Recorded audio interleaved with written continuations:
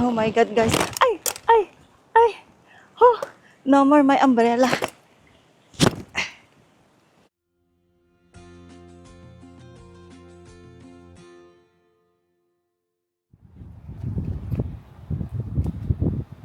Right now, guys, it's 6 o'clock Saturday. These are my zinnias and sunflowers still standing. And then in here, my newly planted green onions. As you can see, no water, still dry. Even in here, inside the pond, no water.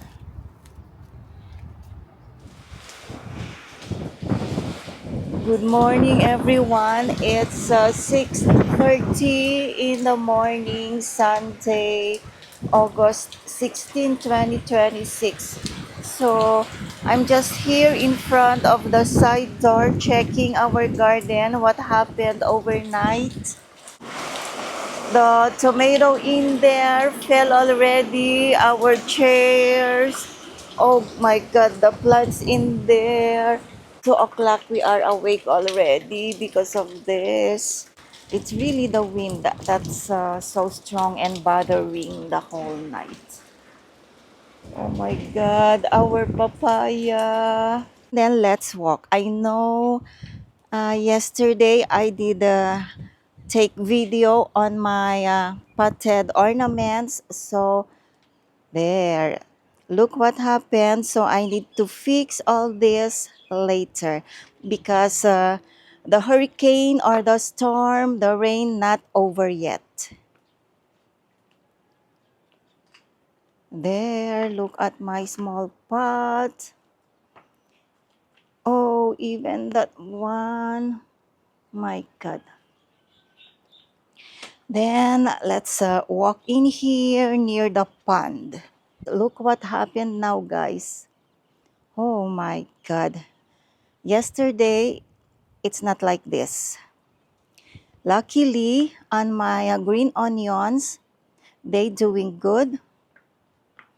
And then what else did I show yesterday? Here inside the pond. Yesterday, it was empty. Now get water. Yeah, I will go there at the back and check. Hi! Wait, you did not wait. I also wanted to go at the back and show what happened, but then hubby said he fixed already. That's why I said, why? Oh, the air plant in here no more. It's already here. Ay, sauce. Plenty ni. Oh, here also. I know there are two fruits in here. Still there? I picked it up off the ground. Everything was over. Oh, yeah? So hubby said these string beans, they fell all over the ground earlier, but then so far so good now. At least, Big on my finger. and at least we can say this will survive. Yeah, not bad. Even the pumpkin, look guys, we have pumpkin in here. Against that papaya. Ah, yeah? But I don't know. Nay, look at that. Get a little dragon fruit in here.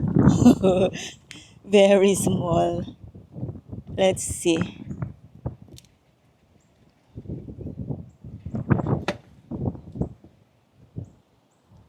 At least now the rain stopped and then no strong winds. That's why we can come outside.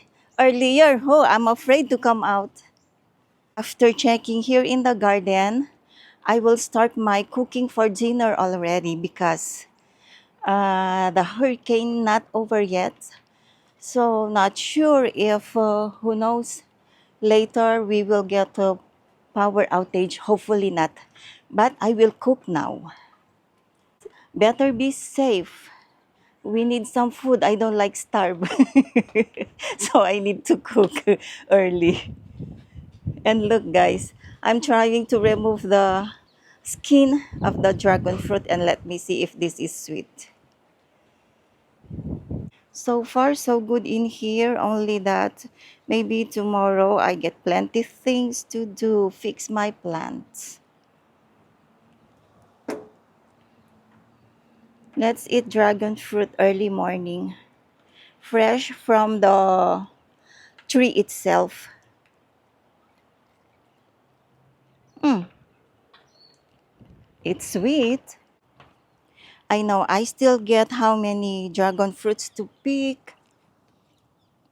Yeah, they are turning red.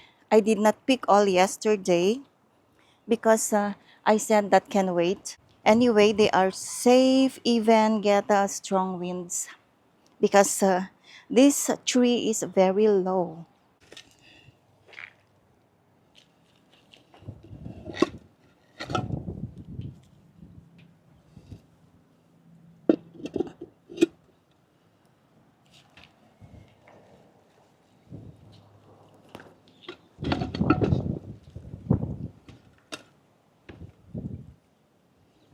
It might fall again. What else? Oh, my spider plant. And my other plant is in there already. How can I get that now? Oh my god, my plants.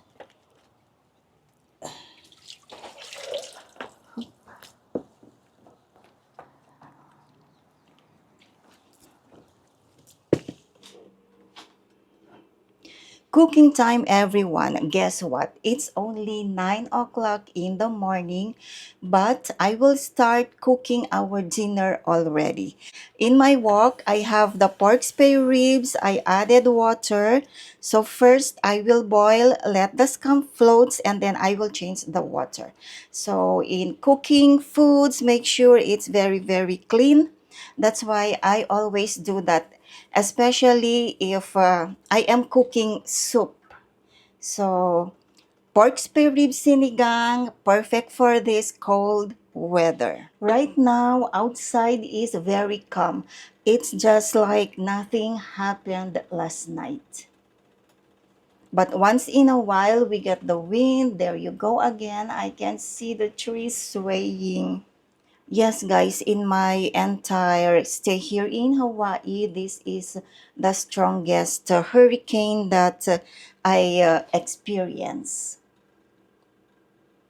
Because I remember before, oh, in the news, they are telling, okay, we get this storm, we get this hurricane, but then it's like nothing, yeah, compared to Philippines. That's why I was telling Habi before, oh, you call this hurricane already. In Philippines, it's only a drizzle. And now, wow, I get to experience now, and it's really different. If they say strong, it's really strong. Okay, so I'm done cleaning the pork spare ribs. I remove the scums.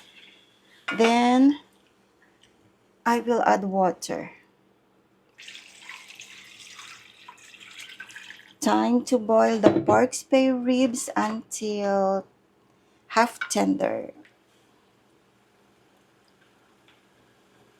And for now, I will add salt.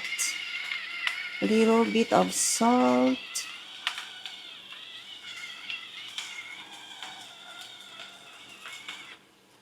Konti ba yun?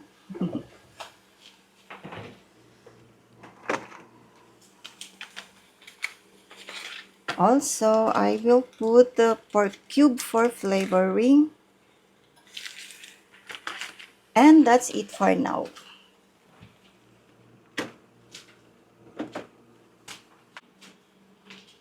So I will cover this, let it boil, maybe at least 30 minutes. And while doing this, I will prepare the vegetables. And you know what, guys? I need calamansi for my sinigang. So let me go and get It's drizzling. That's why I get my umbrella in here.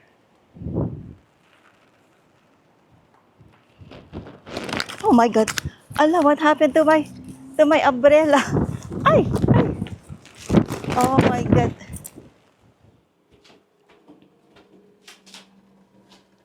And I'm back, everyone. We just finished lunch and update to our weather. Oh, still get strong winds and right now it's raining. With regards to the pork spare ribs, not much water anymore. So I have to stay in here, wait until it gets dry. Because I will be adding the next set of ingredients. See guys, not much water anymore.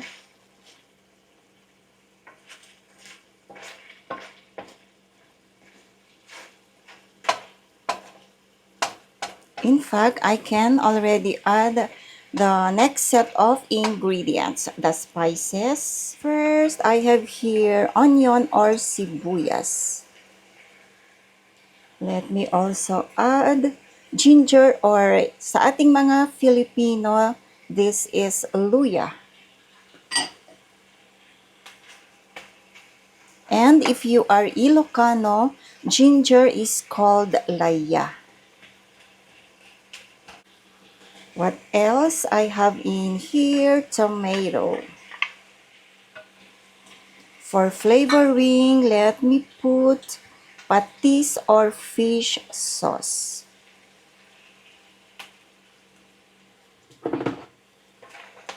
Let me just mix all together now. And let this simmer 2 minutes for the spare ribs to absorb the ingredients, especially the patis. When it comes to cooking, guys, of course, there are a lot of versions. We have our own style. Whatever it is, main thing is the food is very, very or delicious, right? Yes. No exact measurement. It depends on your preference, on your taste. So I'm just sharing how I make pork spare ribs sinigang.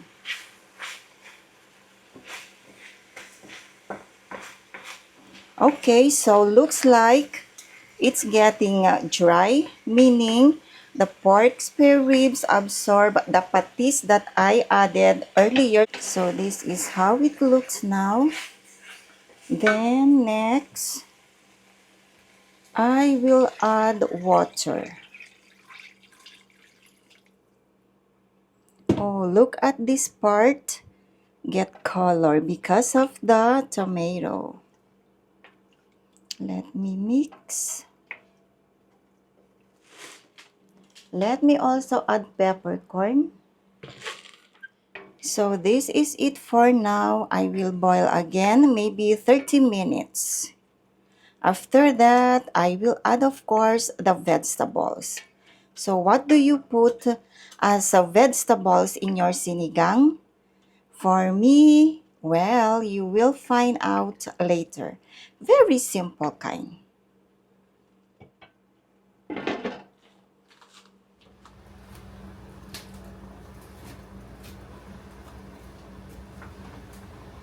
And I want to try the meat. If already tender, then I can put the first vegetable.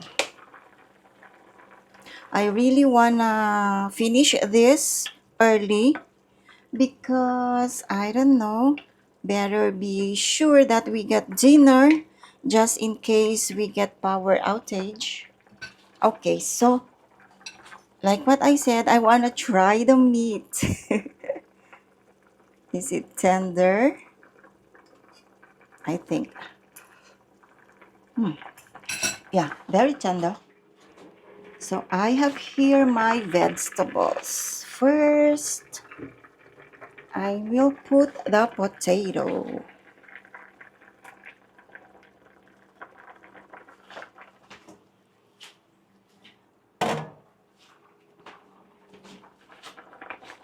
Earlier, I was telling hubby, maybe I will just add the vegetables before we eat.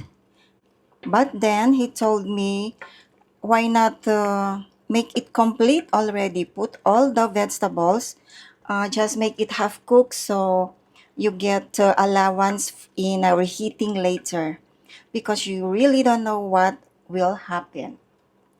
Weather is unpredictable, yeah. Even though right now it's very calm, you don't know if in a few minutes, oh, here is the hard rain and strong winds again. So I follow the hobby. I will make this, I will finish this already so that when it's time for dinner, I will just warm few minutes. Okay, so I added the potato. Then what else? I have in here pet chai or bok choy. So these are the leaves and the hard stem I separate. I will cook together with the, look guys, these are the string beans that I picked from our pot garden. Now I can use it. Oops. Okay, few minutes for this. I don't know this kind of weather, guys. We have a strong wind, but then I still feel muggy. It's something like the air is heavy, it's warm, I feel sticky. So after cooking, I need to freshen up. I will rest for a few minutes or maybe an hour before we eat. Hopefully, I can take a nap because, like what I said this morning, oh, we are awake. What time? I think 2 a.m. because I can hear outside. I was expecting our papaya tree to be on the ground already, especially the fruits, but luckily, it's still standing when we came outside. Okay, so I think half cooked for the potato. Next, I will add the string beans or utong.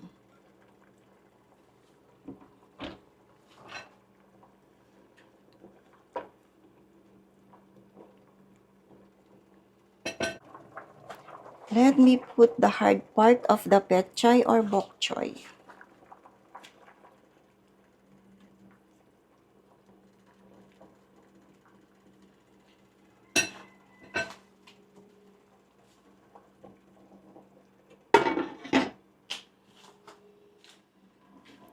Let's check again.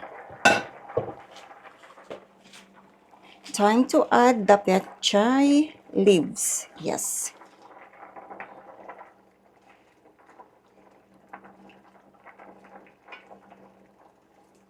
Wow, plenty greens. How do you like your sinigang to be like this? Ayan siya guys. Ang daming leafy greens.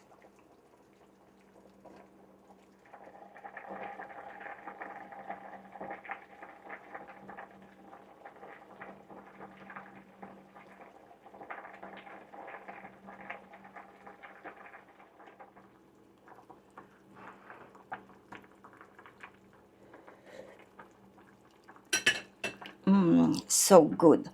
But you might be wondering, guys, is tomato alone enough to make your soup sour? Because if you talk about sinigang, the soup should be sour, right? Well, I'm not done yet. I have here my last finishing touch. Yes, I have in here to make it sour. I have here calamansi from the yard. So instead of putting sampalok, tamarind, or anything, I am using calamansi since this is free.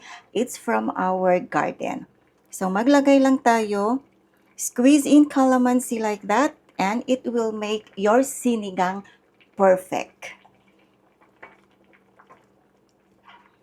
That's what I do. If I don't have calamansi, I squeeze in lemon. Okay, so I'm done, guys. Finally, I can rest. One more.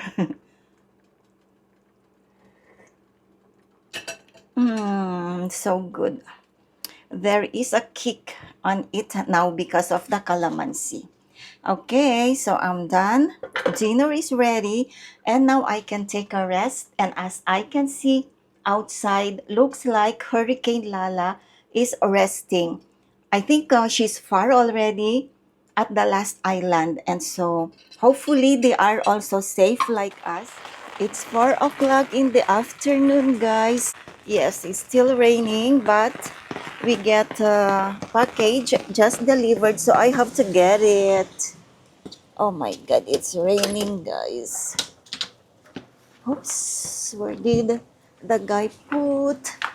Oh, in here.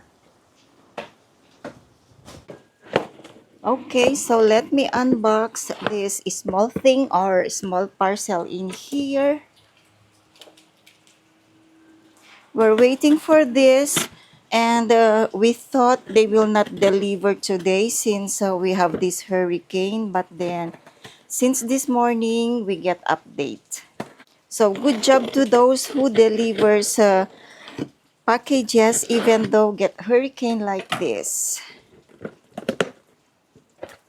Yeah, we thought, oh, it might be canceled because some flights in here, Hawaii, are canceled. So, but then this morning we already saw that it's here in Honolulu, Oahu. I have here again my collagen, my second one. We find it very useful and effective.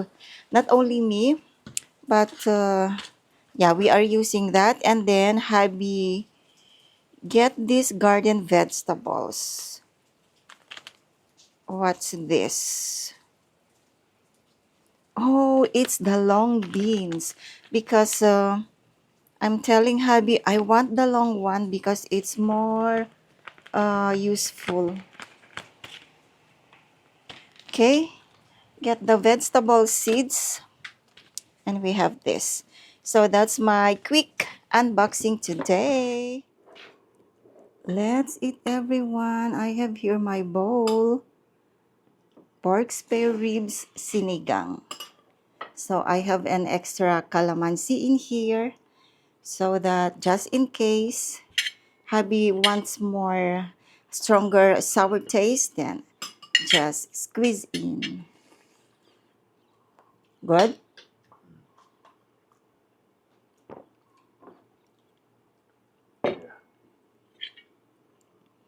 Kain po. Let's eat. What? Did you taste the utong string beans? Our Yeah. Soft. yeah. Okay. It's the last.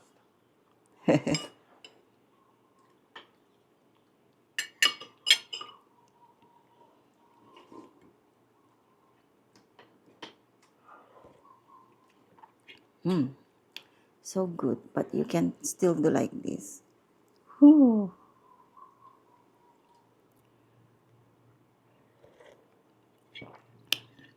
There you go.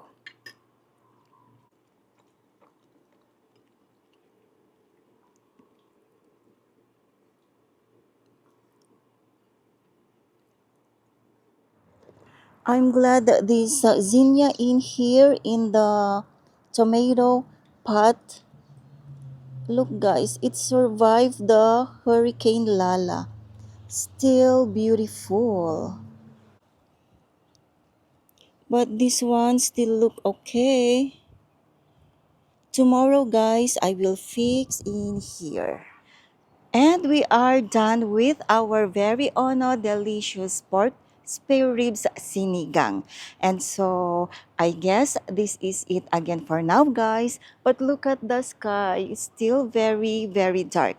But hopefully tonight, no more hard rain, no more strong winds. That way we can sleep well.